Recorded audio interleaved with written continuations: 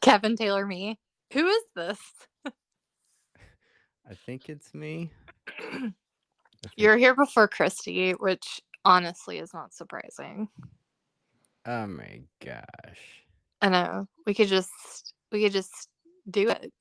I mean, do we need her? I don't know. I don't think I so. don't know. We could just do it. We could just do it. We could do it. We have to House. southern it up before the Colorado comes in. She's from Colorado. It's a big part of her identity, so don't be disparaging about Colorado. It's a whole it's Do you have any feelings about Colorado? I have no feelings about Colorado.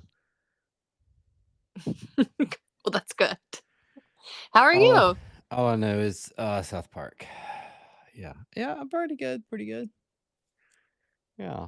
Well, guys, welcome to Theology on the Rocks. Christy isn't here. And you know what? That's we are fine. recording, aren't we?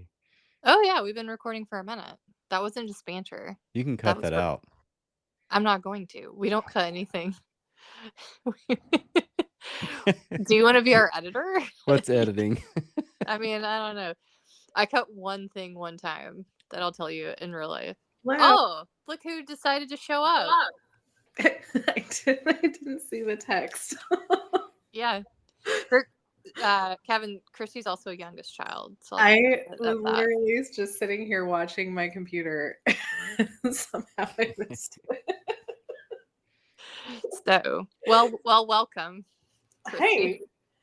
Hey. We already talked some mad smack about Colorado before you got here. You know what? Let's mark it on the calendar. Today is a day I am glad not to be in Colorado because it is snowing hard. No, thank you. And I was like, ooh, I don't want to drive in that anymore. That's yucky. Christy drove me around AAR in Denver, and I swear, Kevin, I thought it was worse than driving with you. Kevin, do you have a lot of snow driving experience? No. He's got going on the wrong way on an entrance ramp experience. It's called driving by Zen. We rode together to go to AR in San Diego, and so I rode back with him, and he legit went the wrong way on the road. And that was like, awesome. And I just started like looking at him, and then getting increasingly concerned and being like, "No." And when you say drive to San Diego, you mean I drove to the airport from your home, which was like 5 miles. So it was enough. That was enough. It was. I do a shortcut. And I was just like, what are you doing? Like, I was with you. We just ate cheeseburgers. We didn't drink whiskey. What are you doing? Leah, you have some of the most interesting going to the airport stories. I know. It is a struggle for you. It really is. And I've been on an airplane no less than 8 million times. But like, it just always is an adventure. Every time. Although I do like to make most things in my life seem like an adventure, even if they weren't. So same. But that was real. That story was real. So, guys, once again, welcome to Theology on the Rocks. Now that Christy's here, we can say that. We have a special guest, which is Doctor. Are you a Reverend Doctor or are you Doctor? I'm Reverend Doctor. It's Reverend Doctor. It's Reverend Doctor. It is. Ordained Methodist. Bless your heart. But also, yes, the Reverend Dr. Kevin Taylor, who is forever my colleague. I'm not going to use past tense. Forever my colleague. Oh. Well, yeah. Well, I mean, we live like very close to each other. We still hang out, so I have to say is. Colleague, always a colleague, really. For sure. Because I've met all of Christy's CCU people who don't work there anymore, and they all are just like it was like yesterday. Well, I wasn't gonna say that. I was gonna say you're bonded by love, but sure. We are bonded by love. And Baptist trauma. Get in line, guys. Get in line. Welcome to the South. So yeah, Dr. Kevin Taylor and Reverend Dr. Kevin Taylor, and he was nice enough to come on the podcast and hang out with us. I mean, we are a delight. We are, and also I'm so excited. Leo and I have been talking about having you on for ages, so I'm so excited that it's actually happening. Yay! We got our stuff together. Don't get too excited, Kevin. If your voice raises another octave, I might explode. So watch out. Wind is raised, so So, Dr. Taylor, I'm Kevin. Kevin, when I'm with my students, they'll always be like, Dr. Taylor this, Dr. Blah this. And I'm like, I have to always say Dr. like refer to you as Dr. Taylor when students are around. It's hard to break that habit. It is. Because some of them call people by their first names. I'm not going to mention who those people are, but you know, Kevin. Yeah. And I was always like, that's not allowed. That's not something we worked too hard for that. I don't know if Leah and I have talked about this in person. I can't remember if we talked about this on the podcast, but like, I feel very strongly that my students should call me Dr. Whaley for a lot of reasons. Being a woman, one of them is that I'm a woman who doesn't look necessarily like I look older than them for sure, but not like super authoritative kind of older. And so the doctor is necessary. But I'm always curious about whether or not men care about it. Yeah.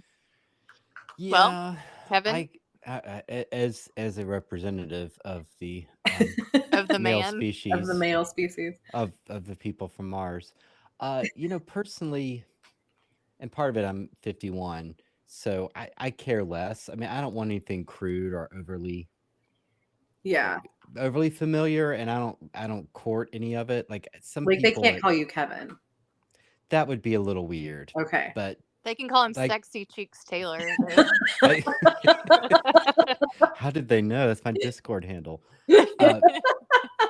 But some of them would have, some folks at our institution would have cute names like Doc or something. Yeah, I always thought that was a little weird. We have some of those too. But I've had some students call me, I don't know, they've called me Mr. Thomas. I mean, I get, and I just don't. I'm like, whatever. Or, I mean, so many of my students say Professor Whaley instead, or Mrs. Whaley, and then I'm always like, that's my mom. They get that's really what confused. I do. I would correct them this is going to shock no one that I corrected them every time, because they would say Mrs. Robinson. God, they love to do that. Oh yeah. And I was like, I got Mr. Kevin sometimes. Mr. Kevin. It's like I'm their preschool teacher. When I first started teaching, a lot of my students did call me Christy though, and it was like a real fight to get them to stop. It was weird. It was very presumptuous, but I had professors when I was an undergrad who went by their first names, and I don't remember feeling weird about that back then. Like it was like, oh, well, we're in college and the professors let you call you by their first name. Were they guys though? No, it was really a mix, to the point where usually if I'm talking about any of my undergrad professors, I almost never call them Dr. So-and-so. It's almost always their first names or just last names, unless it's the count. And then obviously I have to call him the count. So I have a professor who I had an undergrad who actually encouraged me to be a religion major. Shout out to Dr. Nash. And I can't not call him Dr. Nash. Now, keep in mind, this is a man who did teach me in undergrad, but then also he married me and Stuart. He was our minister. I was still calling him Dr. Nash. And now we're teaching, it's come full circle. We're actually teaching a class together next semester at Mercer. And you're like still Dr. Nash. I'm still calling him Dr. Nash.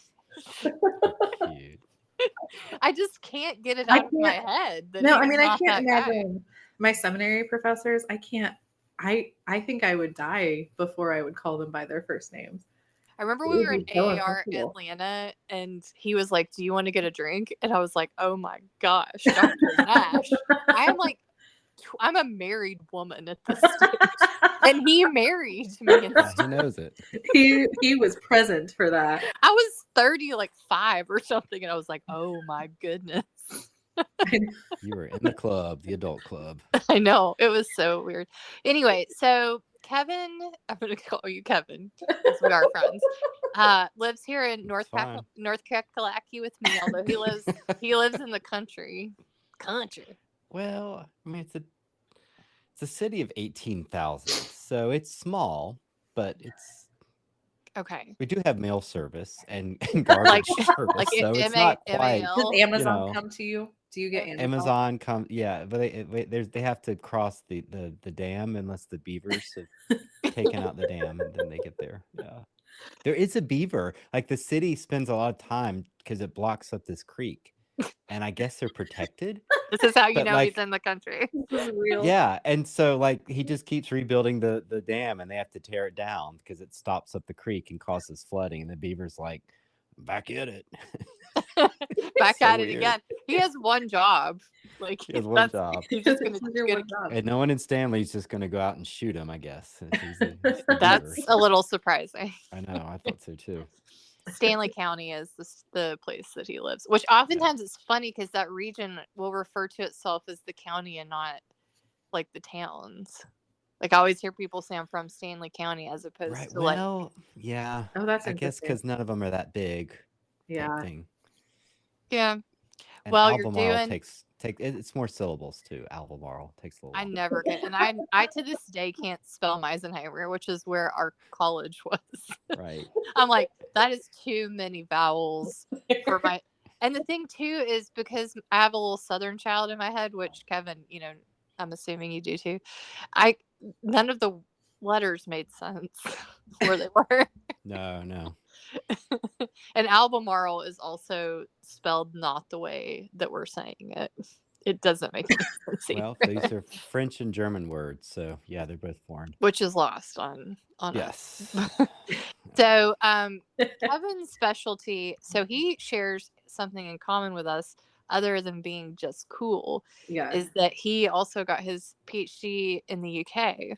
I noticed this when I was swiping pictures from on his Tinder. And Tinder profile pictures, and I was like, "Ooh, he also has UK robes on." So where did you do your doctoral? I was at Cambridge. Oh, so fancy.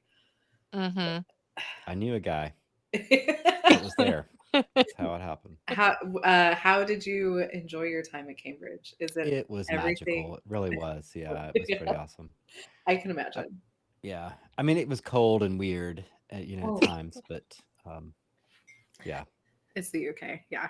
It's the UK. I mean, we were higher north than you, so you can't really say much about cold. No, but I've never had a non-heated bathroom. Like, wow, you just depend on the steam to make it warm in this room. Oh God, yeah.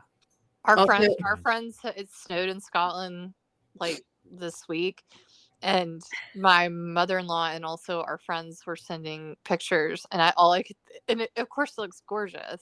Oh, but in my head, all I could think was, "Oh my God, I could never shower again." Right. I don't know how I did it, especially because the showers don't have doors. I was reminded of this recently. But, what do you mean the shower doesn't I see. Half glass where it doesn't actually cover the whole, if it's a bathtub, it doesn't go all the way over. I thought you meant the bathroom. I was like, what kind of bathroom were you in that didn't have a door? The shower itself. Those little half glass things where you're keep the water to just right here. Yeah, right. They were pointless. Yeah. Also, there's carpet in a lot of bathrooms, which I have thoughts, but understand because it's so cold. They're like, I don't want to step on the tile after. Something comforting. So you liked Cambridge. What did you do your PhD on, Kevin? For our audience, I did it with sort of a theology and literature angle. Ooh, which Christy. I think is one of Christy's interests. Yeah, I got into the Catholic theologian Hans Urs von Balthasar. Yes. Because he was into tragic literature and he thought that Jesus was the inheritor of all the tragic literature of the world. Oh, yeah. Which is a really strange idea. So I was like, like at one point, and I love Balthasar because he's so all over the place. And so at one point he's saying all that and he's like, well, we should probably talk about the Old Testament as a prefiguring of Jesus because he spent 100 pages talking about Greek tragedy. You're like, oh, you just showed your true colors there, buddy. So yeah, I thought that was really interesting, but he didn't like the novel as a genre because he kind of had a lot of those preconceptions that from Okay. Hegel that Yeah. true literature is drama and the novel's too modern. Yes. So I used Thomas Hardy to kind of suggest that he would miss some things. God, Thomas Hardy. Oh, you don't like old Hardy? Like, I'm just gonna stay quiet in this part of the section. Thomas Hardy is not for the weak, is what I will say. Like that's some real English major. Because of his style or the I think sadness the or what? style, it's the sadness. It's what was his most famous book that I would maybe know from AP English? It would be Tessa d'Urberville's. Yep. Yeah. Yep, read that one. Don't remember that being too happy. If you see Downton Abbey at the end, which is a great show, at the end of season 2, and which is really moving bit, she's out in the snow because she's the fallen woman. And I was like, oh my God, it's just like Tessa d'Urberville's. And then they say something, like they make a nod directly to it.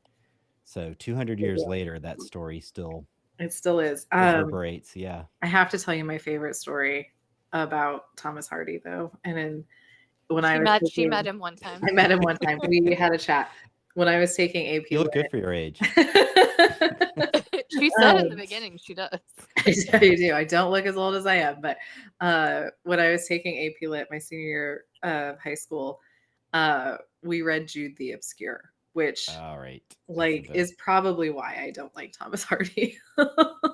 This probably was the wrong book. Why? What's it about? I didn't read Jude that one. the Obscure is Jude is a troubled man. And there's a lot of like kind of explicit scenes in it and just really dark stuff. I don't even know if I've been watching the Hillsong documentary, so you can lay it on me. Like it's hard. I feel like it's hard for you to even remember specifics. Like I remember there was sex on pigs at one point. And there was something about hanging a woman somewhere, and it was just a lot. I mean, just some light summer reading. But we were in class, and we were supposed to get into pairs, and we were supposed to come up with adjectives for Jude. And I just hated this book so much that I refused to talk about it. And I was paired up with my best friend Ronally. And when the teacher was like, "What are you girls talking about?" I said, "Well, we think that Jude is obscure," and he was just like, "Christy, I cannot with you anymore." Well, now being a teacher, you realize how annoying that Mr. would have been. He told me I wasn't allowed to talk for the rest of the day. Mm.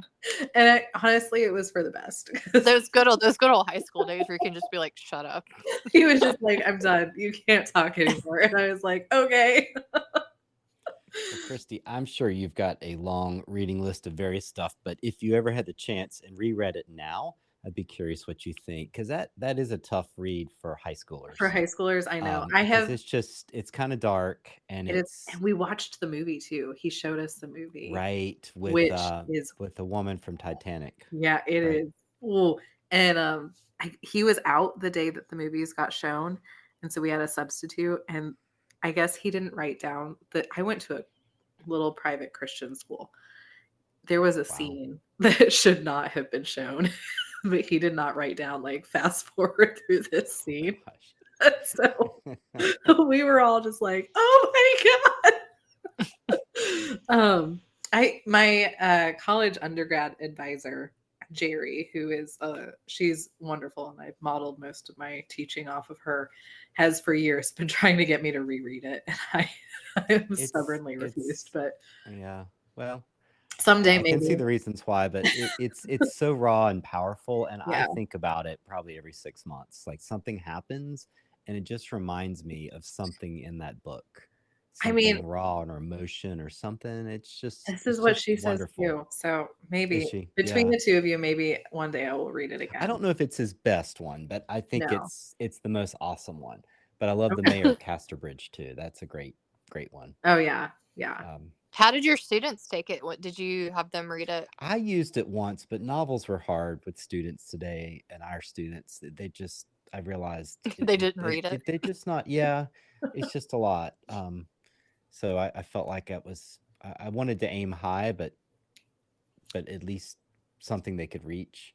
But they were kind of shocked at the ending. It's so awful. It's almost comic. Like you can read it and actually laugh because it's a bit over the top. But they took it in the more the awful vein, like, oh my God, I cannot believe what just happened, because like this whole family dies basically. So it's Spoiler very, alert. yeah. Spoiler alert is For a very old book. very tragic. Yeah, actually the kid kills the younger one and then hangs himself, I think. Yeah, Because I think so. they're basically, he's like, he thinks the parents can't support them. Yeah. So he writes, died because we are too many, but he misspells it like Manny or something, and you're just like, oh. Oh, that's so freaking sad. It is. It is. So what was your dissertation? What was your connection between? I know that you said that Jesus takes on the tragedies, but what did you actually? What were the main sort of novels that you used? I know you used Balthazar. Yeah, I used 4 of Hardy's novels, trying to suggest that the novel is a tragic genre, which kind of Hardy felt like it's not real tragedy because it's a novel. And it's a weird thing because I don't think anyone thinks it today, but in his time, in the earlier 20th century, they were. Was it just like the Greek plays and stuff? Yeah, they wanted to be classical, and they also felt like, I mean, the novel is a solitary experience. When you read it, you're not with others. You're not sharing that together. And that's a fair point, that if you go to see a play, it's live. It's almost like church, right? Like you're going through this thing that begins and ends and has this, emotional impact that you feel with others. Versus a novel, you can stop it, you can start it, you can set it down, you can, you can read it at the beach. You can stop reading it.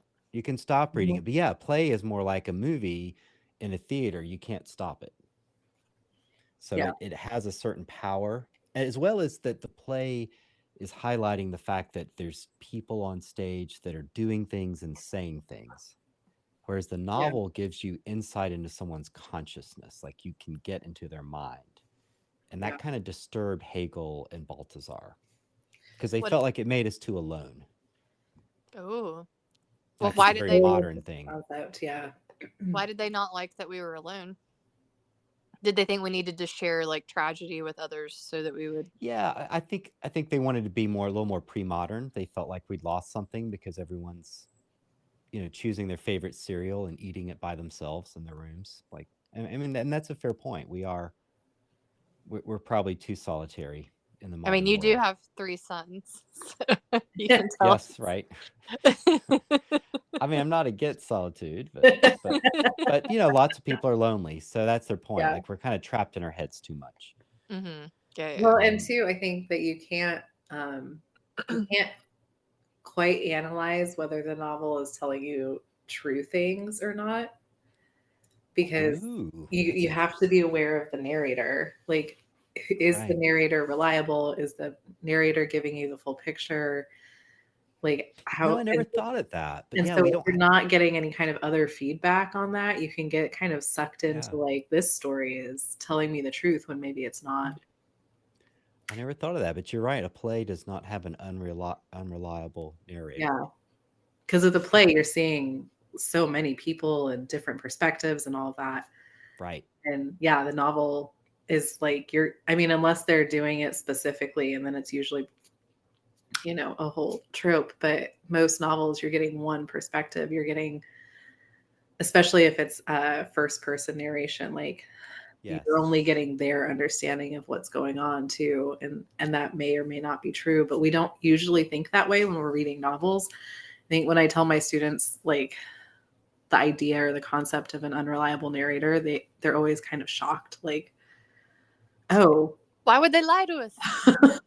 I just assumed they were telling us what was going on. Well, like, they might not be, or they might see it a certain way. Yeah, they might be telling you what they think is true, but it isn't necessarily. But and then if we're like, I don't necessarily agree with the novel being entirely solitary, but like I think if you're not sharing the experience, you're not talking about it with other people, you can get very like sucked into that. Just start a book group. Start a book club. Just start a book club. 2-person book club. That's right. No, I'm with you. I was arguing that there's a place for the novel. Yeah, and for sure. that it could be tragic, and that the novel is actually, the Bible's more like the novel in some ways. Yeah. Like it's kind of a hodgepodge of various things, and it's more interested in the common people, which novels are very much tied to. They're not about kings and queens, but about, normal folks. Yeah. So, yeah, that was kind of a gist of that. And what was the connection to Jesus with the books? Well, because the Christ figure, the question comes down to what's an appropriate Christ figure. Does it have to be a Shakespearean play or a Greek play or Antigone, or could it be Jude the Obscure? Is there something about Jesus' suffering and death that Jude speaks to in a way that Antigone doesn't? Because she kind of dies a noble death in a sense. Like she dies for a cause, and Jude dies just because he's kind of out of time. He's born in the wrong time or something. Oh, that's so freaking sad. They're so sad, yeah. I know that it's called tragedy, but damn. I mean, there's so many scenes. Like he wants to go to Oxford, or Hardy's version of Oxford, Cambridge, and he can't get in. And so he ends up working on the walls of one of the colleges at the university. Oh my gosh. So like only Hardy would try to pull that off. Like he's a stonemason building the walls that keep him outside of the very school he wants to go to. It's like almost a bit, it's almost like Monty Python, right? But like, you're just so like, I will say it's very well written. It's really, they're really beautiful books, even as they're just so depressing, which again is very much my field, is like, give me the most depressing book you've ever read. You did tragedy and Christy did trauma. So together you make one hell of a dinner party. Hide the sharp objects, right? People are like, can you recommend knives on the table? To me? And I'm like, no. You don't want to read the book. I was like proofreading her dissertation, and I was like, look, I'll do the theology bit. I said, you're just going to have to do the literature bit, because I don't know if you're right or not. Because I think my world was much more like politics and sort of systems, structures, more like sociology stuff. And I mean, I'm not saying books aren't, guys. I was almost a literature major. I like literature. They're just a little bit more subtle way of talking about those things. I never had to write about Derrida, which I feel like is a real, which tells me a lot about myself. Do you feel like, Kevin, including literature with theology helped with your classes? Like, do you think that the students appreciated that combination? Or do you think they hated it? I mean, the truth is I ended up teaching such introductory classes like ethics and church history that I rarely got to use it. But I think so, just because it we had there's so much friction. Yeah, but I never got to teach it. I mean, I taught that type of material a few times with the undergrads with like a special topics or the junior seminar. Yeah. But even with the master students, it was very much intro to church history, ethics, systematic theology. So, I think literature helps theology immensely, because theology tends to overestimate its own abilities, and to think that God or human life can be systematized. And I mean, that's malarkey. Come on.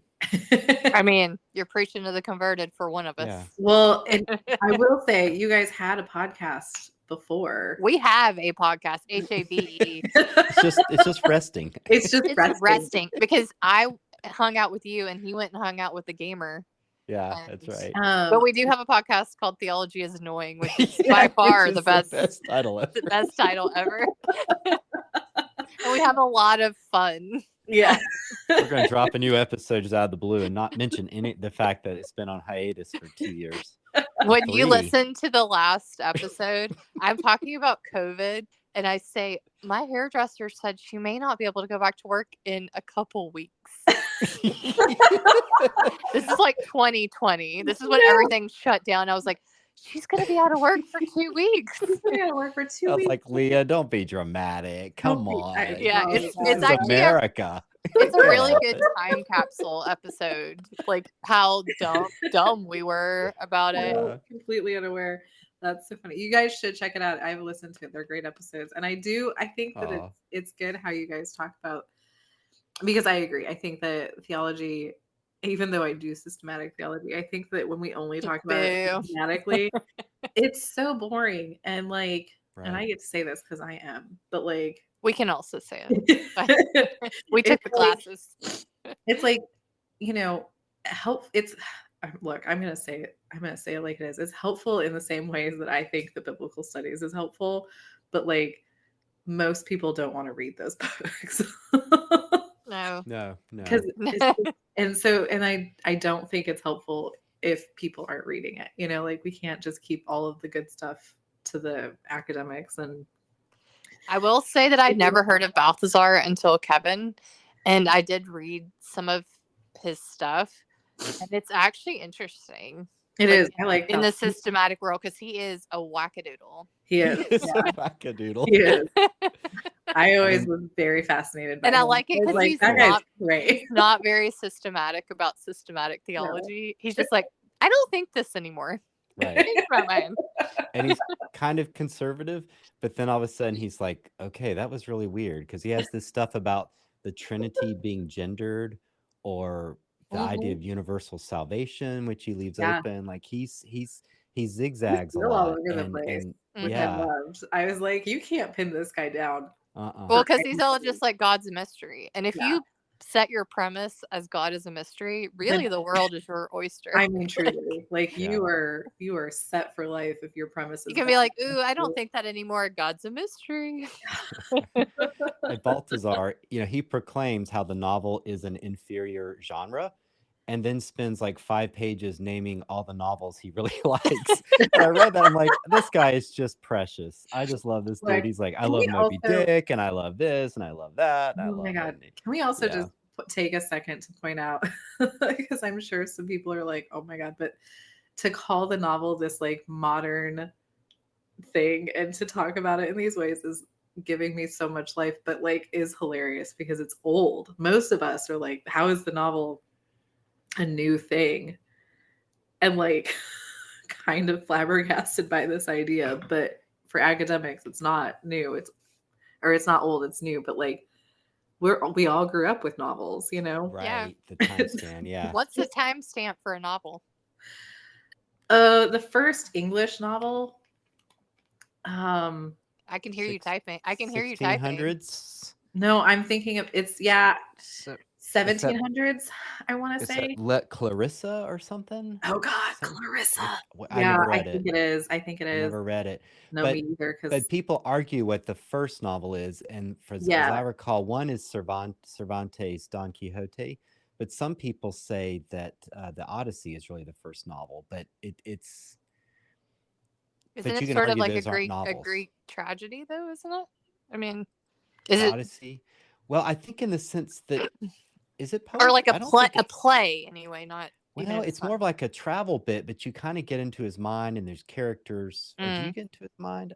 I may be wrong there, but there's arguments for why the Odyssey is novel-like. Pamela is the first one, not Clarissa. Pamela. Was that by the same dude? Same author, yeah. Okay. And in 1740. Who is the author? Okay, 1740. Samuel Richardson. So yeah, there's a bunch He just was really obsessed with like women with old women's names. Pamela is not a good novel. I'm just gonna say that. There's a bunch of the first. It's like the first hip hop album. Like you gotta give it some credit. But what was the first hip hop album, Kevin? I actually know. I have no idea. I remember when Walk This Way came out, the video, and everyone's like, what was that? Because it was Run DMC and Aerosmith. You're like, what just happened? Kevin's of an older generation than us. The first hip hop artist is a man named DJ Kool Herc, and he. Okay. I'm not making this up. It's KOOL. I don't believe you're making it up because it's way too weird. But the reason that he is credited with this is because he started throwing parties in New York City. He started throwing block parties to like help keep kids like out of the streets and stuff like that. They were trying to like deal with because at the time New York City was like insanely poor. And so he threw these big parties, and he was the first like hip hop like mix. He started mixing like we're used to with like the records and scratching and all that. And so he's got a whole exhibit, and there's a museum. I can't remember what museum it is, but there's actually a YouTube video interviewing him about these parties. And That's it's a lot really of knowledge, Christy. It's because I teach Intro to Humanities now, and so when I always goes to the religion and hip hop.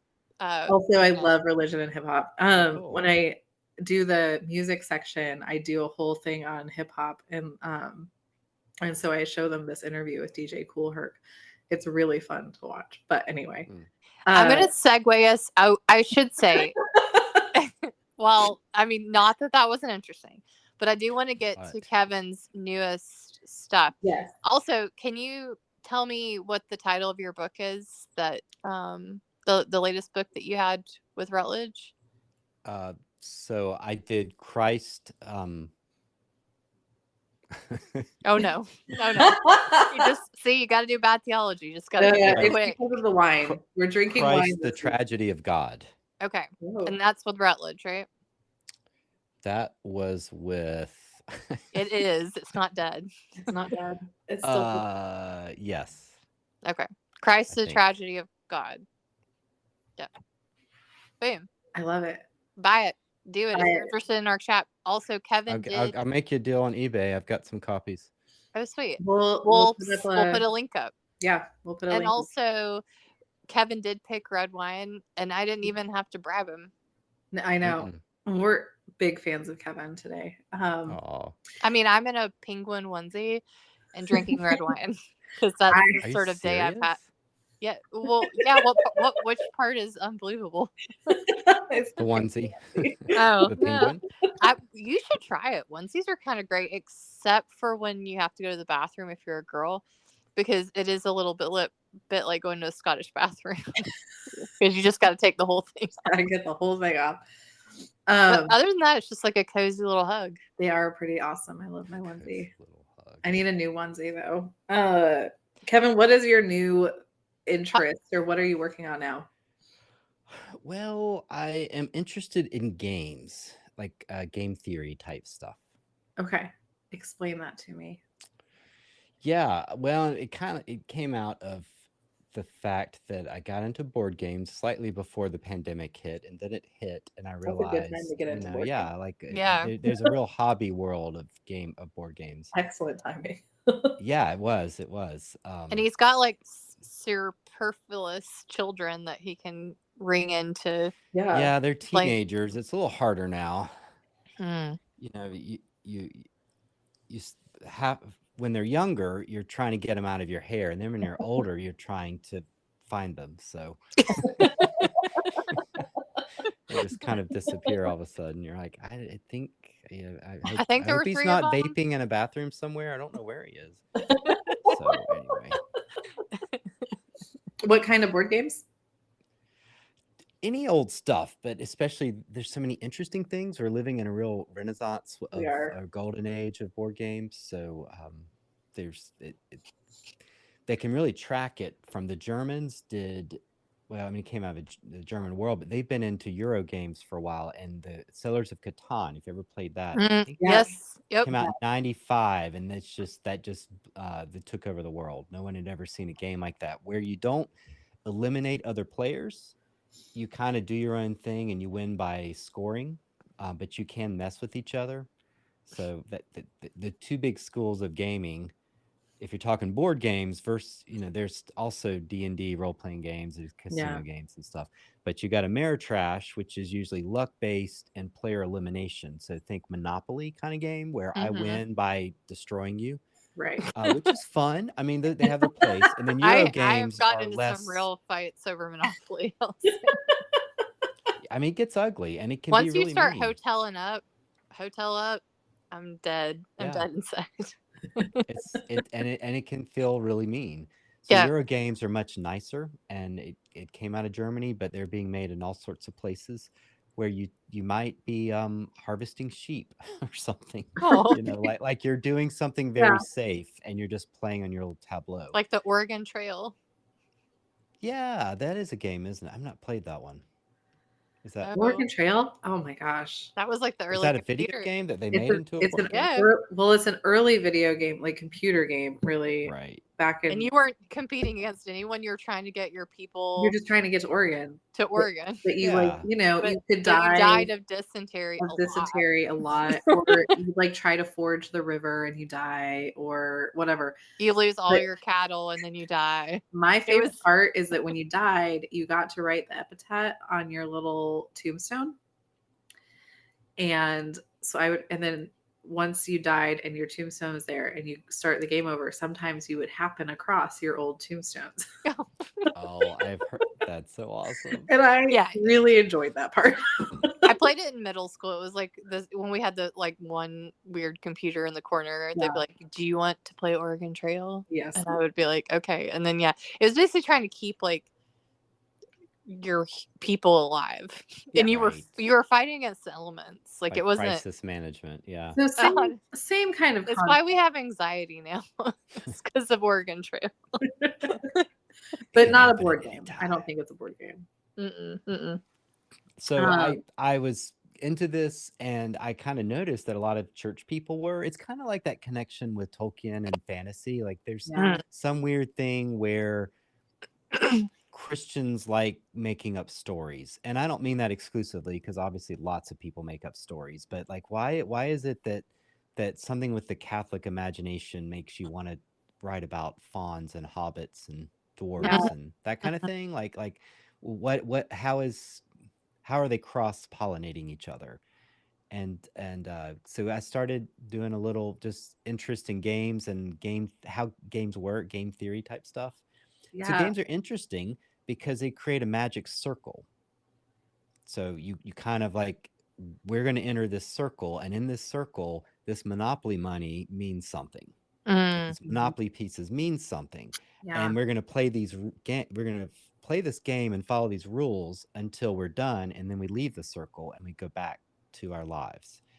And of course, church is the same way. You're going to enter there, and we're going to sit in this place, and we're going to pick up this book, and we're going to listen to this person talk, and we're going to say these prayers, and then the mass has ended, right? And we all walk out.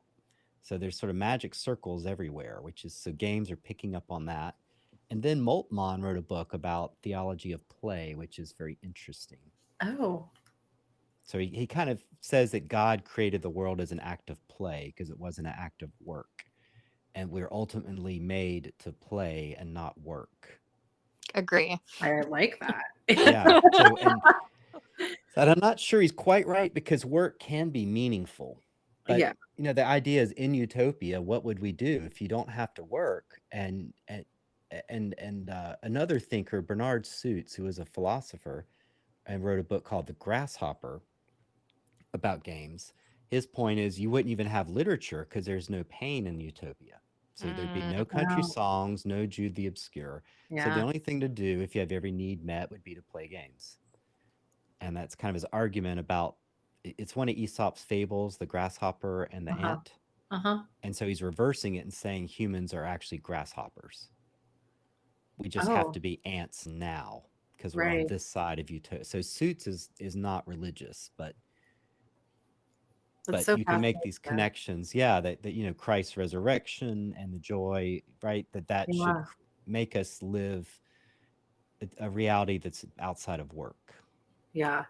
It's very up Milton's avenue too, because like hopefulness and stuff and play, I feel like that all works well together. But yeah, and then maybe you could even start to see your work as play if it's not like working for a living or something. You get to do meaningful work, but it's like enjoyable.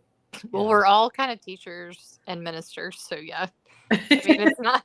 I mean, because I would feel like technically podcasting is work, but like I'm having a good time. It's always just fun, so I don't really see it as that, I'm drinking wine and talking to my friends. Yeah, but we're still doing that kind of meaningful work.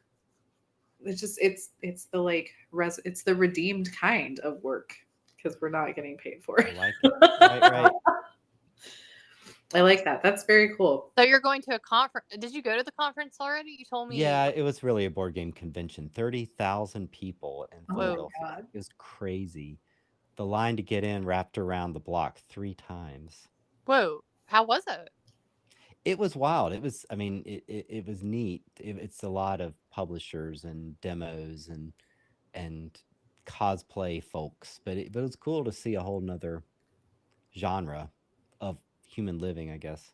It is like AAR, though, American Academy of Religion. It's like that conference in that there are people in the back pitching board games, just like people are trying to get book contracts at AAR. Yeah. And so there's a whole culture of people that are there for work or serious, and then there's people that are kind of more of dabbling. Right. Do you think you would ever do a board game? I have thought about Dante, because Dante's Inferno and just lends to it. You've got levels, you've got bosses, like boss battles almost. So I've thought about it, and I've actually there's a dude that will help people kind of with that. He's done some games in the past. Oh. So I've done a little contacting, but I'm kind of lazy, and it's a lot of work. I mean, at least we're being honest. Yeah. And even if it gets published, so if you get it picked up, it's like a book. You're going to make 3 to 5% off of the price so that it sells for. It's got to be, it's a hobby. Unless you own your own company, which some people do, but just get in with that sweet Mattel. I know. That up and coming Mattel. Those 7-year-olds are going to love to play Dante. Those 7-year-olds would love Dante. Yeah.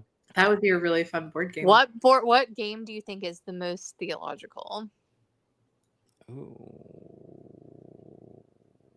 that's a good question. Thank you. And I'm not prepared for an answer. Okay. So I will say, my husband. I'm gonna fill the noise, and then you can think about it, but you don't have to answer. My husband used to play Dungeons and Dragons with Kevin and a couple other people. And it sounded at the very least, mythological, if not theological. Mm-hmm. Well, Dungeons and Dragons is a lot of world building, from what I understand. I have never played it, so I don't know. But one of my a lot of good versus evil. It sounds like one of my best friends, her husband has a podcast about it, trying to help people understand it. We listened to a couple episodes, and you didn't understand. I don't understand what's happening. She's not going to do a podcast to understand the podcast. I think we jumped in the middle, and I was like, I really needed that intro episode. But you're building worlds, you're deciding who's good and evil, and what's going on, from what I understand. Maybe I'm wrong. Right. Yeah.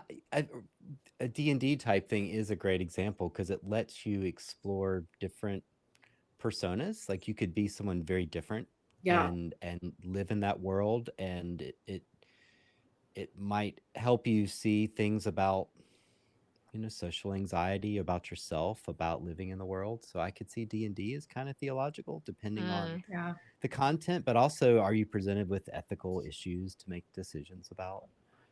There's a few designers that, well, I'll say this: some games are really just for fun, and the theme doesn't matter, right? Yeah. So some games actually have a moral bent. And Monopoly, interestingly, if you look it up, I think she was a Quaker woman, and it was a 2-part game. Monopoly was supposed to teach you the evils of capitalism, yes, and private she was against ownership where you rented out property. I don't think she was against private property, but you shouldn't be able to rent stuff out for people to live in. Okay. I think. And so that's what that game meant. And then there's a sequel to it, or a second game that was packaged with that would teach you the values. It was a certain, I'd have to look it up, but there was a certain economic movement that she was part of. And they felt like you should never be able to own people's houses. I mean, the most angry I probably have gotten at board games is Monopoly. So I think she succeeded. Yeah. I mean, Now the thing if you is, the think other about game it, was not fun, and so we only play half of it, but it had a moral bent to it. And there are these Victorian games in the 1800s, and they weren't great games, but they're supposed to teach you like to avoid going to pubs and to live a moral, upright Victorian life. So you like went around and you're supposed to do different stuff. But people are taking that kind of game and rethinking it. So one person, Amabel Holland, she makes some really interesting games. She's got one on the Council of Nicaea. It's a little mean, but in it you see you're playing these bishops. As was the Council of Nicaea. As was the Council of Nicaea. You were playing these bishops and you were trying to be part of the winning argument. But it doesn't matter which side it is, you just want to win. So she has like an A and B side about some of those arguments about the nature of Jesus, or you almost said schismatic groups, homeostasis and homeostasis. And so if you want to win the game, you just want to be with the winning argument, and you don't care what it is, you just want to win. And what if we play that on the podcast? Oh my god. It's our next YouTube. It's a great little game. It's mean. It has a lot of mean stuff in it. Like, I think it's probably a little unfair to Nicaea, but it's kind of right. But it's kind of right. It's like it's right, but it's just a little mean about it. That was a bunch of dudes yelling at each other. Yeah. About just like, and then just like circle jerking. That's what was happening. And then poor Arius takes the fall for everything. He's like, I'm not even a white nationalist. I don't know what that means. And then B, like, he supposedly falls down and his guts gush out. Yeah. Which is how Judas dies. Yeah. And so like it's like he's cursed. Yeah. Oh my gosh. Well, oh my gosh. You get shit wrong, you get your guts out. We get this game, we play it on Zoom, and we put it on our YouTube channel. That would be fun. I don't know how well it would translate. It probably would be kind of boring. It probably would. But it would you would need your own cards in your hand. You'd have to get your own copy potentially. Or you'd have to play it at AAR or something, or meet up. Yeah. So that's a cool one. She's got another one about endurance, about the Shackleton. It's a solo game, and that's a really cool one too, about how they survived. And she uses the whole thing as a paradigm, because Amabel Holland is a female transgendered.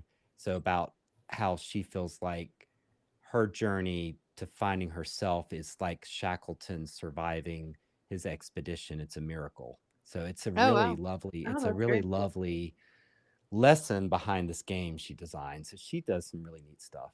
So weirdly, the Victorians were right to have games that teach. They just need to be better lessons and better games. Better. And also I want to play a Victorian game where you just like go to a pub and see someone in a gutter somewhere and like point and laugh. Is that the game? I mean, I don't know. And then we're like, Leah, you lost, and Leah says, "Did I? Did I lose?" Kevin and Jenny, who's Kevin's wife, and I played a board game one night at his house. And it's funny because it shows my brain towards board games is that I was just, especially if I'm drinking wine, I just am like, okay, I can do this. But it was like about a pandemic. It was pandemic. Yeah. You ever played Pandemic, Christy? Oh my god. This was pre-pandemic. Pre-pandemic. It's a little on the nose. I have heard of this. I haven't played. I'm not great at playing board games because I don't have enough competitive drive to keep me like. I've got tons of competitive drive, but my attention span is low. Yeah. So my attention span is low, but then I also don't have the competitive part, so I end up tapping out. But like, I've heard of, because I used to go to board games nights a lot, and I would just like not. So what would you do there? Just hang out? I would heckle. Yeah. Heckle. Well, it got to the point in the night where it was like the end, and I said, "I'll just do this," and both Kevin and his wife were like, "No, don't do that." And you said, "No, I'm going to do it," and then the world died, and then everyone died. Everyone died, and I was kind of okay with it. Because I'm super, super competitive, but I've realized increasingly I'm competitive with myself. And so that doesn't really translate into board games, because I think I've gotten less, since I don't play organized sports, I'm less competitive like with other people. Right. I'm competitive in really specific situations. You're competitive with your group in theology, I would say. Yeah, well, yeah, I think it has to be. Like, you can't do systematic theology and not be like, I will crush you all. Which is, I do practical theology, so everyone was like, let's just. But then I also, they're like, you want to do like licorice and theology? That sounds really beautiful. Literature and theology is the friendliest group of people in the world, and everybody is just constantly like, you're so amazing and lovely, and like, and it's lovely, and I really enjoy them, but at the same time, like, that's just like, every time I go, I just feel like a little bit fish out of water, because I'm like, this is not how I understand how to do theology. She's much more of a systematician than me, or probably you, Kevin. Well, Kevin, I don't know. Probably, yeah. Well, naturally, I have that competitive edge, but I only own one board game, and it's a Yacht Rock board game. I also didn't know what Yacht Rock was until I met Christy. I don't know what that is. I know it's not. I don't think it's reached the South, Christy. Yacht Rock is like, it's like the 70s, like soft rock from the 70s. You'll remember, Kevin. You were like 20. It's like Africa's Toto is like one of the biggest yacht rock songs, or like, how do you spell yacht rock? Yacht. It's like yacht, like you're on a yacht, like a boat. YACHT. I'm translating for you, Christy. It's fine. Thank you. Like, it's like a boat. That Colorado accent. I don't know what the hell she's saying. I don't know either. Look, we got a lot of lakes around here. You would have thought we had yacht rock. But like, it's the best way I could explain it is that if you were on a yacht with, have you ever seen the movie Overboard with Goldie Hawn? Forever ago, probably when it came out. I mean, no. Like, if you were on her yacht before she like fell off with her husband in his like heyday of richness, and you're just like listening to soft rock, you're listening to yacht rock. I feel like you lost us a yacht. We have pontoons. Nobody has a yacht. I think this is why it doesn't translate to the South. You guys don't have enough yachts down here. That's correct. Correct. I've never been on a yacht. I've been on a fishing boat and a pontoon many a time. There's a great video that people put on YouTube about the development of yacht rock. It's really long, but it's really funny. But then there's just like been this surge of yacht rock in certain places. And there's a board game. You have to build your yacht rock band. Oh my god! So there's a website called Board Game Geek that everybody that's into board games is on. Like, it's a database.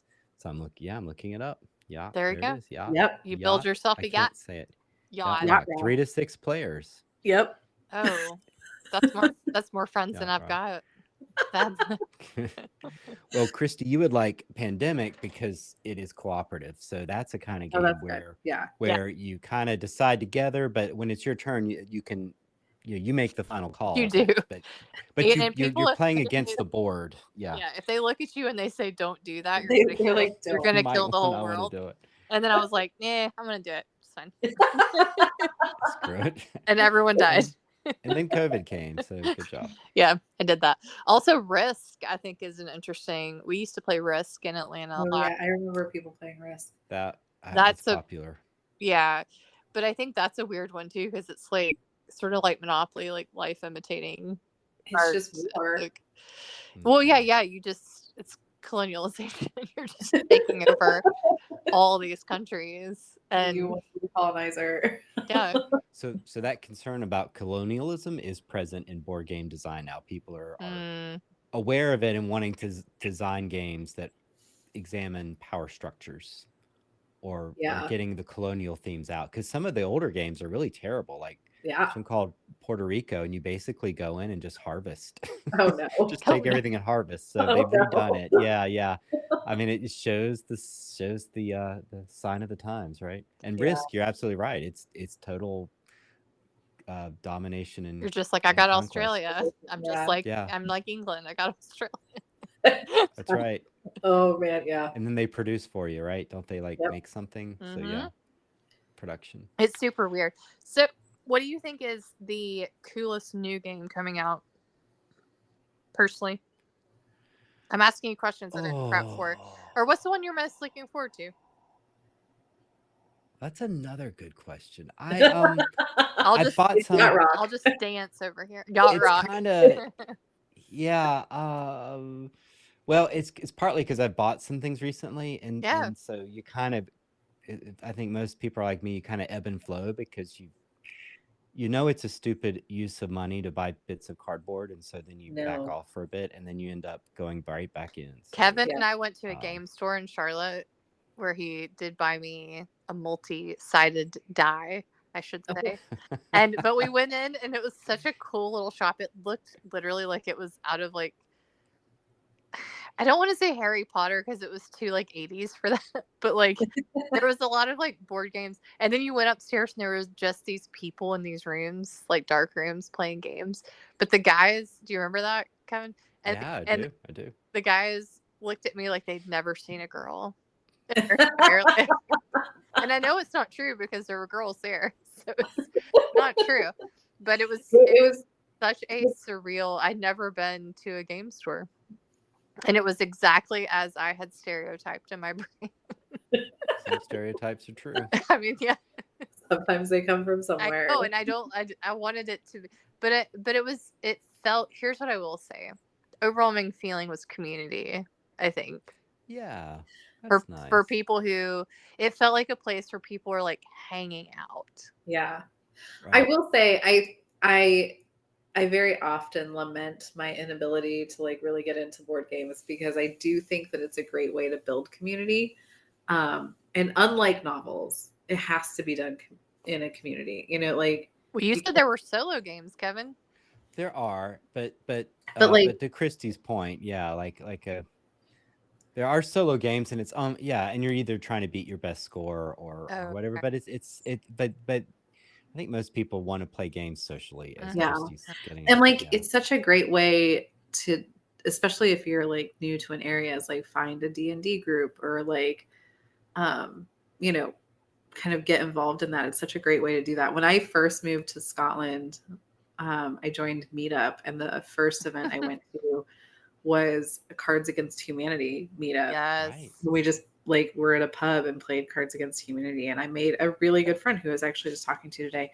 Oh wow. Kira. Yeah, like it was a great way to meet people, was to go, because it's something to do. And it's not like just going to a pub and like having to small talk with people or being you have a purpose. You have a purpose. You don't have to like worry about, you know, if you're good enough at something or whatever. You're just like there and playing a game. And I think it's a great community building tool, especially and good for people who are going to new places or even introverts. Like, I think. Yeah. Because it gives you like, well, and especially with, again, from what I understand, like D&D, because you're able to construct a character, like it takes some of that fear, like that social anxiety. You're not necessarily playing yourself, so you can do things that you maybe wouldn't do otherwise. And hopefully, did you cosplay, Kevin? I didn't. I mean, I would have to buy stuff and or build it, and then I would have to check it, and that you lost me and all that. Like, I'd have to that's too many steps. Yeah, you could go as a white theologian guy. I could. You present very well for that. You did that. I did that from there. Just had my sunscreen on. I was careful. Where was this conference? It's in Philadelphia. Oh, okay. Yeah. Right downtown. Nice. So AAR versus this conference, how would you rank? Well, both of them you can watch people, so that's cool. Mm-hmm. You know, and a lot of them are playing characters. I mean, I don't know, to be honest. I'm interested, like the AAR. I need the life of the mind. I want to hear some of the stuff at AAR and connect and hear what's going on. But a lot of those AAR folks need to play some games and loosen up and connect another way. So you need the best of both worlds. This is why Kevin and I are friends. Kevin, I need to tell you about the Scottish reception at AAR. Oh no. It got bad. I forgot the Alamo. I did miss you. I did miss you at AAR this time around, but thanks. Well, you would have left me though, I think, at the Scottish. It was my first time away since Stuart had the stuff, and like I went mental sauce. We also found a really cheap little bar. That was the problem. And Pretty also good that I amount. wasn't driving because I was driving at beer camp. Yeah. And so I just was like, you know We were what? I don't care. Footloose and fancy free, and we were. Kevin, I had a picture of me and my friend Joey, like totally nice picture. Yeah. And then the next picture, and I'm so sorry if this man is listening, it's just a picture of an AAR tag and the guy's from Harvard. I have no recollection And like of that conversation. Leah's like holding the tag, so she's clearly meaning to take a picture of his tag. I hope that I told this man, like, I can't talk to you right now, but let me get back to you. Who is this person? And then that was it. The whole night, I had a picture of me and Joey, and it was nice, and it was fine. And then a picture of this Harvard tag. And the next day, I'm like dead looking at Christy, and I was like, let me just look at my pictures from, because she was showing me, we went to the Alamo that night. We went to the Alamo that night. We took some pics, and then I looked at this. Falls off. I looked at this picture, and I was like, Christy, who is this man? And I don't know who this man is. I don't remember you doing that. And then I sort of low level screeched. And the name's not in the picture, right? It's on the name's in the picture, but like, but I don't know what he was talking to me about. I mean, assumably I didn't just go up to him and say, "Ooh, Harvard, yay!" Harvard, yay! Congratulations. Can I Photoshop your? I mean, it is not outside the realm of possibility that night, but it's not maybe my typical go-to. I think he came to talk to me about my book. Don't know. Right. So I'm going to humbly email him at some stage to be like, "Hey, guy, no idea. Good job, Harvard. Gonna need to get a recap." So anyway, next year is in San Diego. Oh my God. Oh, I love San Diego. Well, there we go. You're coming. I love San Diego. It's my favorite. Well, guys, I'm gonna have to wrap this up because it's 66 minutes. We did it, and many thanks to Kevin for coming on. And yeah, I will mention I have a podcast, of course, called Board Game Faith. So Board Game Faith. Board Game Faith. Check it out. Yeah, Daniel Hilty and I discuss board games and religion. He's a Methodist pastor out in Missouri. Oh, and, yeah, and we've had some pretty cool guests on. Awesome. Not us. But whatever. I don't know that we won ourselves. You destroyed the world with pandemic. I did. And then we actually had a pandemic. I'm not saying. And then Christy owns one game that no one's heard of. So. Like, if you want to go talk about Yacht Rock and Yacht Rock. How do you spell yacht? Is it like yeet with a different letters? Yacht. Yeet? It's Yacht Rock. Yacht Rock. Y'all rock. Y'all rock. Y'all rock. So yeah, any shout outs? So yes, check out that podcast. Yeah, Board Game Faith. We'll link that too. Yeah, we'll link to it and check it out if you're into that world. I know we got some listeners that love board games more than Christy and Listeners, forgive us. But we're still going to demand to be on your podcast. Poor Daniel and I are trying to talk about games, and y'all are just doing whatever it is y'all do. Doing this. Kevin, this is what we do. This is what we do. Much like you and I will say. This isn't a podcast, it's a phone call. It is. We actually aren't recording right now. It is. What? We're just shooting the shit. It's fine. It is really just letting people listen to us chat about whatever is happening in our head. Yeah. And then we drink. So thanks for the red wine. And I'm going to keep this train going, much to Stuart's chagrin. Chagrin. And I will give Jude the Obscure another chance someday. At some point. Yeah. Not today, but I'm not going to promise that. Not today. I have it. It's in my office, actually. Your sad corner. It's in my office, just sitting there waiting to be reread. All right. Well, thanks, Kev. Thank you. See you soon. See y'all later. Bye, Christy. Bye. Won't see you soon. I'm sorry. No. Bye.